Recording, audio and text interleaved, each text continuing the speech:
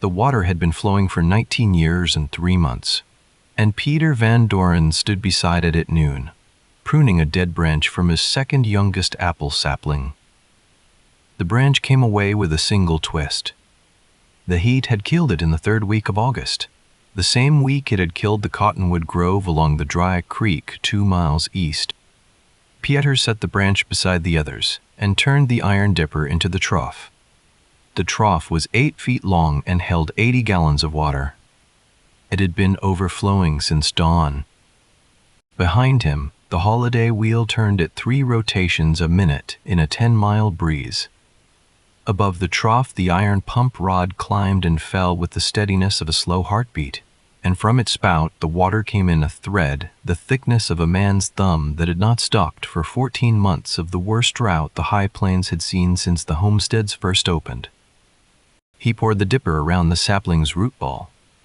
The water vanished into the dust like a coin into deep water, but he knew where it would surface again, 18 inches down, in the 4-inch glazed clay tile he had buried in the spring of 6th, spreading sideways through the soil to the roots of every living plant in the 30-foot oasis around the Windmill base, 700 square feet of green and a county the color of bone. To the south, on the road, buggy wheels. Peter knew the sound. He had heard it 3 times that month. J.W. Fenwick reined in his black mare at the gate. The buggy was dust-coated to the hubs. Fenwick was 47 and prosperous. His coat was good wool and his eyes were the color of dry sky. He did not get down. Mr. Van Doran. Mr. Fenwick. $6 an acre. Last week it was 4. Last week the McCready place was still standing. They went out yesterday. 3 families have signed in 8 days. Fenwick paused. He was a man who had practiced his silences. You're sitting on the only running water in 3 counties, old man. I can make you wealthy. Your other choice is angry neighbors. And angry neighbors do things. Peter looked at the apple sapling. He had grown this one from a seed his brother had sent from Lancaster the year Anika died. It was 8 years old now and just beginning to bear. This place was never for sale, Mr. Fenwick. It was for waiting. Fenwick's mouth tightened. He had heard the answer at every visit. He gathered the reins. There are men in this county who do not know the word patience, Van Doran. You may want to consider that. He drove off in his own dust.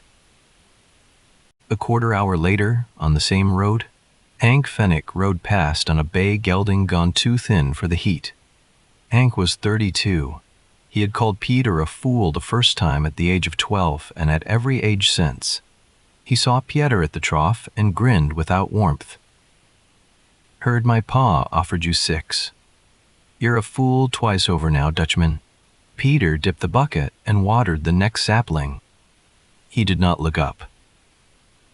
When the hoofbeats faded, he stood for a long minute with his hand against the wooden tower leg, feeling the small, steady tremor of the pump rod through the timber. Above him, the wheel turned. Below him, in the buried tile, the water moved without sound toward the corn and the squash and the 4 young apple trees. He had been called a fool for 20 years. He had grown patient with the word. In the morning, he saddled the mule and rode the 2.5 miles north to Walt Henley's claim. Henley was 61 and had broken his sod the same year Peter had drilled his well. His house was good built, his fences kept. His hand-dug well was 32 feet deep, and it had been dry 6 weeks. Peter found him in the barn shade, mending a harness he would not need. Henley's 7 head of cattle had been sold the month before. Only the milk cow was left, and she stood with her hide loose on her bones. I have come to tell you to write to Mathers in Topeka, Peter said. Cable tool driller. Honest man. He will come if you send the letter today. Henley set down the harness. He went into the house and came back with his ledger, opened it on a barrel, and turned it for Peter to read. The last entry was $11.40, in a hand that had once been firm. Below it, in pencil, interest due Fenwick, Sept 14, $7.20. You think I do not know? Henley said quietly. I knew in 75 your way was the right way. I knew in 78. I have known every year since. Mathers wants $100 before he sets a tripod on my ground. He closed the ledger softly. I am not a beggar, Peter. Not yet. Peter said the only honest thing he could. If you bring buckets, I will fill them. Every morning. And how many of us, Peter? 60 families in this township. 80 gallons a day for a household and stock.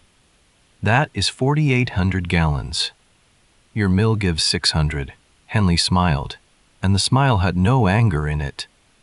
You cannot save us. You can only embarrass us. Go home and water your apples. Peter rode south. At the Mendel's homestead, the answer came faster. Mendel's did not even step out of his shaded doorway to take it. At the Holloway place, a child watched him from the porch and did not wave. He rode home through the noon heat. On the way back, passing the Fenwick fence line, the year-old voice came back to him uninvited. As the past will when a road repeats itself, Hank one summer evening, last June, leaning over that very fence as Peter greased the windmill head bearing, Still tinkering, Van Doran? When you gonna actually farm? He had not answered then. He could not answer now. The arithmetic was the same arithmetic. That evening he sat on the wooden bench beside his trough and watched the sun go orange across the cracked plain. The trough kept overflowing. The water moved through the tile to the corn and would move through the night, with no man's hand on it. He had built a thing that worked, and it was not enough to save the people who had laughed at him for building it. He thought, for the first time in years, perhaps it has all been for nothing. The wheel above him answered nothing. It only turned. He had decided in the spring of 1860, at the counter of Garden City General Mercantile, with 230 silver and paper dollars in a leather pouch and the Topeka driller's printed contract under his hand. He had been 48 then. Aneka was 44 and silent at his elbow. The contract asked for his mark. He held the pen and could not bring it down. 20 years of saving. Egg money, cured pork money, Lancaster County millwright wages from when he was young, pressed flat in tin boxes for a quarter century. $230 was the entire sum of his patience made visible, and the form on the counter wanted to take it all. On a single afternoon, for a hole in the ground and a wooden contraption from a Connecticut works he had only read about. It was then that his father came back to him, not as a ghost, as a memory exact enough to be sound. He was 13 years old again in Friesland in the rain. His father Hendrik stood at the foot of a polder mill, a Frisian polder mill, 4 great cloth sails the size of barn doors, draining the low fields into the canal. Hendrik was 60 and had been a Molinamore, a mill tender, for 40 years. He was teaching young Peter how to reef the sails before a coming squall. "You see why we climb up?" Hendrik had said, ropes in his teeth. "Because we must. Because the wind is too much for the cloth, and a man's hands are the only brake." In the storm of 1820, the apprentice at Sneak did not climb fast enough. The sails caught wrong and the mill broke its own back, and the boy went with it. "Een man vermoeit work. A man tires work." Peter had asked, with the directness of 13, why no one had built a mill that climbed for itself.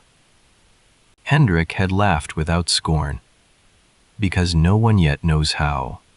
But someone will, Peter. Someone clever. The wind has no muscle to ache. The wind does not ask why. The wind keeps a promise it never made, to move, always, somewhere. And the man who builds the right shape across that promise becomes free of his own back. Windward, no wait, mow. Aline Menson. Wind never tires. Only men do.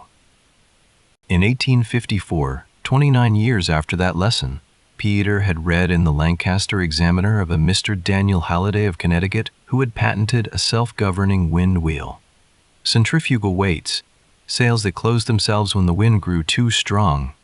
A machine that had stood untended in a field for 6 months without a hand laid on it. His father had been dead 3 years by then. Peter had sat with the newspaper a long time before folding it. Now, 6 years later, in a Kansas mercantile, the contract waited under his hand.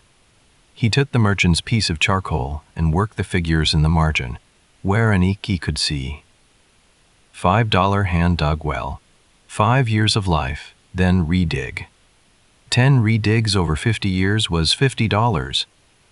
At 18,250 days of pumping by hand, 4 strokes to the gallon, 600 gallons asked of the well every dry summer day. $230, he wrote, or a lifetime with strokes. The cheap option is the dear one. Aniki read the figures. She put her hand on his wrist and said nothing. He signed. He turned and met the eyes of J.W. Fenwick, then 38, in a fine wool coat across the store. 12-year-old Hank stood at his father's hip. J.W. read the contract aloud over Peter's shoulder, loud enough for the store to hear. $230 for a hole in the ground, he said, and laughed a hard laugh. My boy could dig you one for 50 cents and a sandwich. Peter Van Doran, fool with a contraption. Hank, 12, laughed along. Fool with a contraption. The phrase would follow Peter 20 years. He took the contract and walked out into the spring sun. The driller was R.B. Mathers of Topeka, 53, a man with a tripod and 2 laborers and a string of oxen. He arrived on the 1st of May, 1860, charged $99 for 180 feet at 55 cents the foot, a rate accepted because Pieter would work the surface tackle himself. For 18 days, the cable tool's sputter rose and fell on its rope. Days 1 to 3, hard pan to 36 feet. Days 4 to 9, clay layer through to 78 feet, 6 feet a day, slow. Days 10 to 15, the tool struck the sandstone of the Ogallala Formation. For that region, with its confined aquifer beneath 200 feet of layered clay and shale, and entered standing water at 95 feet below the surface. Days 16 to 18 drill clean to the static level into the confined zone. Total depth 180 feet. 6-inch riveted iron casing was lowered in 18 10-foot sections. Mathers took his money and drove east. Peter had ordered the Halliday wheel from the U.S. Wind Engine and Pump Company at Batavia, Illinois, $50 by mail, and the brass cylinder pump from a Pittsburgh foundry, $25 more. He had ordered 90 feet of 4-inch glazed drainage tile from a Kansas City brickyard, $35. He had cut his tower lumber from a standing cottonwood grove on the claim, and laid in $20 of pine for the wheel hub and the tail vane. The remaining dollar bought a pound of carriage bolts. The tower he built alone with a Polish neighbor's boy, paid in eggs, over the months of June, July, and August. 4 legs of cottonwood, base spread 14 feet square, top spread 4 feet square, total height 35 feet, 15 feet taller than any cottonwood standing within half a mile, so that the wind would reach the wheel clean. 6 horizontal cross brace levels at 5-foot intervals, diagonal X-pattern bracing on all 4 faces, 24 3/4-inch carriage bolts at every joint, mortise tenon shoulders on the leg posts, doubled with iron strapping. He knew from his father's stories of the sneak storm that a tower can lose itself faster than the wheel that crowns it. He set a 5th diagonal across each corner where his Halliday manual asked only for 4. The wheel came in crates. 20 wooden blades, each 4.5 feet long, 6 inches wide, 3/4 of an inch thick, hinged at the rim, linked at the hub to 4 cast-iron governor weights of 1.5 pounds each on 18-inch ball arms. A rigid tail vane of pine, 8 feet long and 2 feet wide, painted with the white holiday lettering that company agents required of all sold mills. He raised the assembly in sections in October, hoisted by block and tackle, and held by the same neighbor's boy.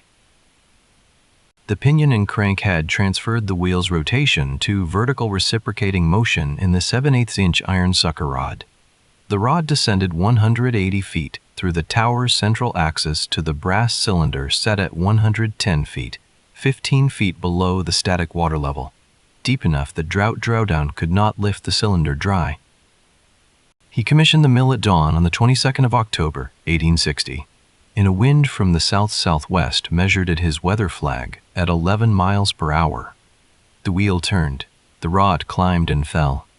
The cylinder filled, opened, expelled, refilled. After 14 seconds, the first thread of water struck the spout and entered the new wooden trough. He let it run 24 hours.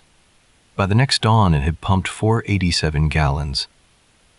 The low design, but real. In the spring of 1861, he and Ananka buried the irrigation tile. 4 spokes, 22 feet each, 88 feet of glazed clay total, butt jointed without mortar so that water could seep laterally from each foot-long section. Trenches dug 18 inches deep at a 2% grade away from the trough. Beds covered 4 inches of gravel, 14 inches of topsoil. They worked 6 weeks. Aniki's hands blistered and bled and calloused before the last spoke closed. In June, they planted corn in the northeast quadrant, squash southeast, beans southwest, potatoes northwest. 4 apple saplings from an Iowa nursery at the 30-foot perimeter. 700 square feet of cultivated ground around a steady wooden tower, in a county where most homesteaders had given up on gardens by July. Total cost when the last bolt was set, $230. Total time, 14 months. He was 49 when it was finished. The mill was 3 months old. That first winter he lay awake, listening for the wheel. When the wind dropped after midnight, the mill went quiet and the silence woke him as surely as a sound. He learned to read the night by what the windmill said. A slow creak meant a breeze of 7 miles. A steady whisper meant 10. A long high whine meant a storm closing from the west, and the governor weights flinging themselves outward to feather the blades. Some men learn to read horses. Peter learned to read the air above his roof. The first dry spell came in the summer of 1864, 3 months without rain. Caleb Whitcomb's hand-tow well, 2 miles east on the river bluff, dropped 7 feet that July. By August, he was hauling from the Cimarron with a 2-mule team and lost a mule to colic on the road. Sam Mendels's well dropped 6 feet and went brackish. Elsbeth Holloway's well went dry on the 8th of August, and she packed her 3 children into a wagon and drove east to her sister in Missouri, never to return. Peter's own static water dropped 2 feet. The cylinder, set 15 feet below the static level, never breathed air. The mill pumped 600 gallons every windy day through that summer and through the fall, and the apple saplings, 3 years old then, survived their first crisis without losing a leaf. 2 neighbors came to ask how. He told them. Neither had $100 for the driller and Halliday's mill in any case. They went home to dig a few more feet by hand and to hope. Aniki died in the cholera summer of 1872. She had ridden into Garden City for the Reverend Holcomb's funeral and drunk from the town pump that the Reverend had been drinking from before he died. Pieter's deep well water, drawn from a confined aquifer 110 feet below any surface contamination, was clean as snowmelt, and it could not save her. He sat with her through the 6 days. The wheel turned outside the bedroom window. When she went, he stopped it for one afternoon by tying off the tail vane, the only time in 19 years. He thought of selling. His brother Jan in Lancaster wrote that the millwright shop wanted him back. He sat for a winter alone, the wheel turning, the kettle whistling, the empty chair across the table. In the spring he untied the tail vane, and the wheel turned again, and he stayed. By the summer of 1879, the mill was 19 years old. He was 67, the wheel still turned, and the trough still overflowed at 600 gallons on a windy day, and the apple trees were tall enough to throw shade. That June, Hank Fenwick, 31 then, married to Sarah Cole, 4 children. The eldest, a boy named Thomas, who was 7, had reined his horse at the gate as Peter greased the head bearing for the season. Still tinkering, Van Doran? When you gonna actually farm? Peter, on the ladder, did not look down. He said, to the tower leg an inch from his face, "Wind word noit mo, a lean mensen." Hank, who did not speak Dutch, rode on. The drought began the next April. In the 13th month of the drought, 2 weeks before Hank Fenwick walked up the lane, Peter heard the chatter again. It was a sound shaped like the one in 1875, but smaller and more patient. Tick-tick-tick under the wheel head at dawn, when the wind came up from the south. He stood beside the trough in his nightshirt with his head tilted. He had been waiting for that sound since he had failed to order the second spare set of weights in the year he had told himself he would. He knew exactly what it meant. 2 of the 4 governor weights were wearing on the pivot pins. If a pivot failed entirely in a strong wind, the wheel could not feather. In an afternoon thundergust, the blades could shear, and the head could come apart, and the system that had pumped 600 gallons a day for 19 years and 3 months could destroy itself before sundown. Out west, the heat thunderheads were stacking. He was 68 years old. He had not made the climb for a major repair since 1875, age 63, bones still young. He had told himself 2 springs ago that he was done with that climb forever. He looked up the 35 feet of his own tower and understood that he had been wrong. He went into the cabin and brought down the leather tool roll he had not unrolled in 5 years. The pipe wrench that had patina from 40 years of his father's hand and 20 more of his own. The spare governor weights from 1860. He had ordered 4 sets that year, with the Frisian forethought of a man whose father's notebook had outlived him. 2 sets had been used in 1875. 2 sets remained. He took 2 of the 4 spares and tied them into the tool sack with hemp twine. He tied off 2 ropes, one for himself at the harness loop, one for the tools. He put his foot on the first rung of the permanent cleat ladder he had built into the southwest leg in 1860. The ladder was 20 years old. The leather wrap on the second from top rung was rotted. He carried a 6-inch length of new harness leather to splice it on the way up. It took him 9 minutes to climb 35 feet. He had once done it in 5. His hands were gnarled, and the arthritis in his right thumb made the 3rd joint refuse to close all the way. He worked the wrench left-handed. At the head, he braced his back against the tail vane and faced the centrifugal governor. The 2 worn pivot pins he had heard from below were egg-shaped where they should have been round. He pulled the cotter keys, slipped the worn weights free, and replaced them with the shining 1860 spares. He adjusted pivot tension by half a turn against the spring. He spun the assembly by hand and listened. The chatter was gone. 90 minutes at the head, 11 minutes climbing down, slower. The body always returns to the ground more carefully than it leaves it. At the base, he sat on the bench and his hands shook. Halfway through the repair, hoofbeats on the road. Hank Fenwick had ridden past, looked up, and seen Peter at 30 feet with the wrench in his hand. "Rusting up, Dutchman?" Hank had called. "Maybe time to sell while it still has parts." Hank had ridden on. Peter had not answered. Hank's own well, although Hank did not know it yet, would go fully dry that night. Sarah Cole would tell him at supper. Sitting on the bench with his hands trembling, Peter Van Doran, 68, sole, the last living member of his line in 2,000 miles, realized for the first time clearly that the windmill would outlast him. and that he had no apprentice. The wheel turned above him. The water came down. He had built a thing that worked, and there was no one yet to keep it working when his hands could no longer climb. He sat a long time at the trough and watched the sun pass the wheel, and began for the first time in 20 years to think about teaching.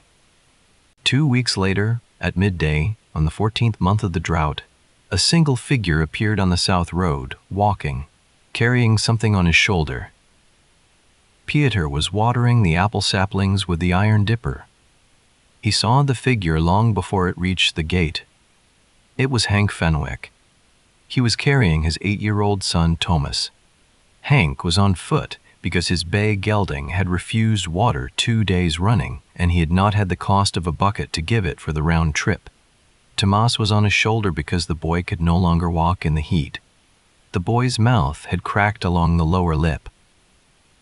Hank stopped at the gate and could not enter. Peter set the dipper down on the trough rim. He did not move toward the gate. He let Hank stand. A full minute passed. The wheel turned. Thomas, on his father's shoulder, made a small dry sound, a cry without water in it. Hank's voice, when it came, was the voice of a man speaking through gravel. "My boy hasn't had clean water in 3 days, Mr. Van Doran." Peter walked to the trough and dipped the wooden bucket. 5 gallons. He carried the bucket past Hank, not to, and to the boy. He did not hand the bucket to the father. He lifted the dipper to the child's lips himself. Thomas drank, his eyes closed. Peter, watching only the boy, said quietly, "Wind never tires, Thomas. Only men do. Your grandfather Hendrik told that to me in the rain in Friesland when I was younger than you. Remember it."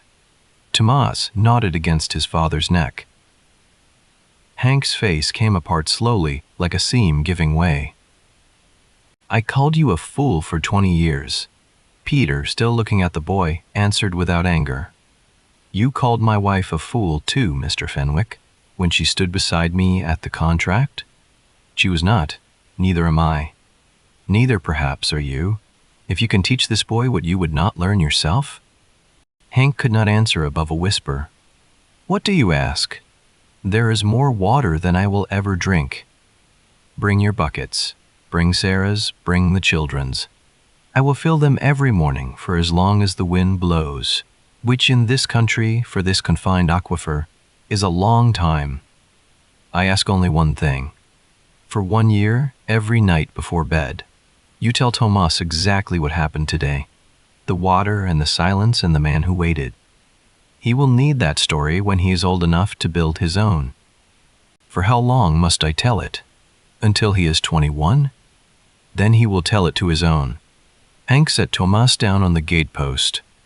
He laid his hand on the wood of Peter's gate as if it were the wood of a coffin. He nodded once.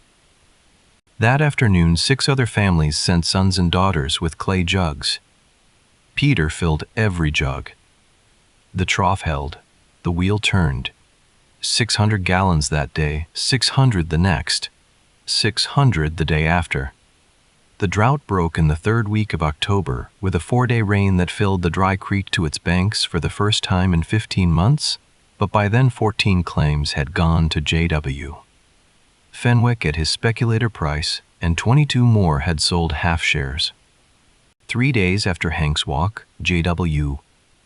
Fenwick himself drove up the lane in his black buggy.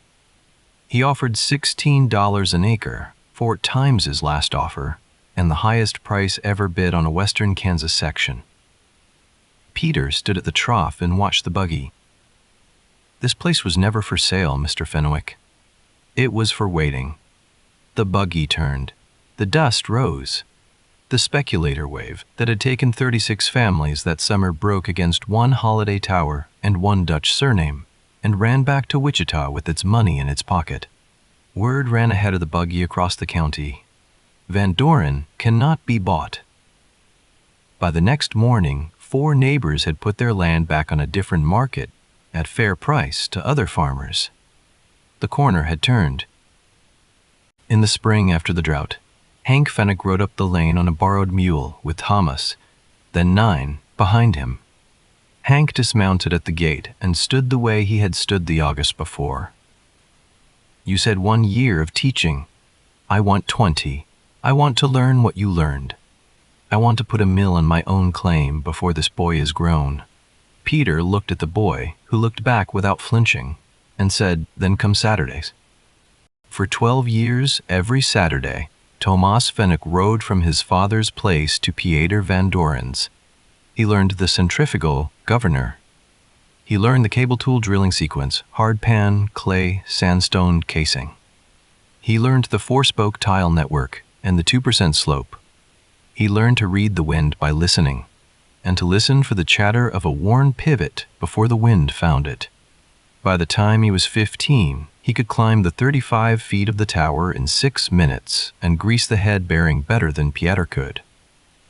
Peter pumped, in his 32 years of solo ownership, approximately 7 million gallons of water through the brass cylinder.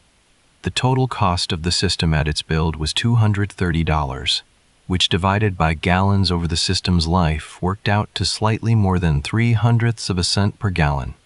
The total hours of human labor required, summed across 32 years of greasing, governor swaps, and tower climbs, came to about 120 hours, which is 3 full weeks of a working life. The same volume of water, hand-pumped at the rate of 1 gallon per 4 strokes by a strong adult, would have required somewhere near 58,000 hours of labor, or roughly 6.5 years of full-time work. He had spent 20 years of his youth saving the price of the mill.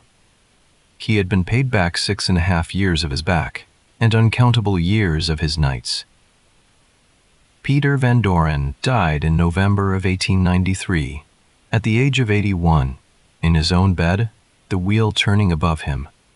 Thomas, 21 then, inherited the claim by the will Peter had quietly filed in Garden City a decade before.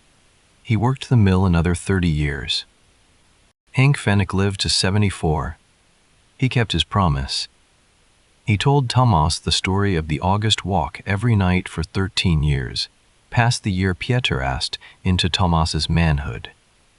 In his old age, Hank became, of all unlikely things, the public defender of the windmill tradition against the early gas pump promoters, and was photographed in 1919 standing under the original Van Doran mill, which by then was the oldest continuously operating wind engine on the western Kansas High Plains. In 1920, a federal Department of Agriculture surveyor came through Finney County recording vanishing windmill traditions. He photographed Thomas's son, a boy named Peter, born 1907, standing beside the still-turning wheel, 60 years after its first commissioning. The photograph hangs in a county library to this day. The phrase Hendrik Van Doran had spoken in the rain at Sneek in 1825, "Windward no white, mow." Aline Menson passed through his son to a single Kansas drought to a generation of farmers and into the working speech of the High Plains. By the late 1890s, a man could say of any task on his claim either that it was a wind tires job, meaning a thing he had figured out how to make the world do for him forever, with patience and capital while he slept, or a man tires job, meaning a thing that still cost his back. The right life, Peter told Thomas one Saturday at the trough, was to spend the first half of it converting the second sort into the first. In your soil, in your climate, with the wind you actually have. Old farmers in Finney County still used the phrase in 1920. Some of them, in the dry years, still do. The wheel turned. The water came. Peter Van Doran never patented anything. He invented nothing. The holiday self-governing windmill was 29 years old when he drove the first stake of his tower into the western Kansas earth. What he did was harder. He spent 20 years of his back to buy a thing that would never need his back again, while every neighbor laughed at the cost.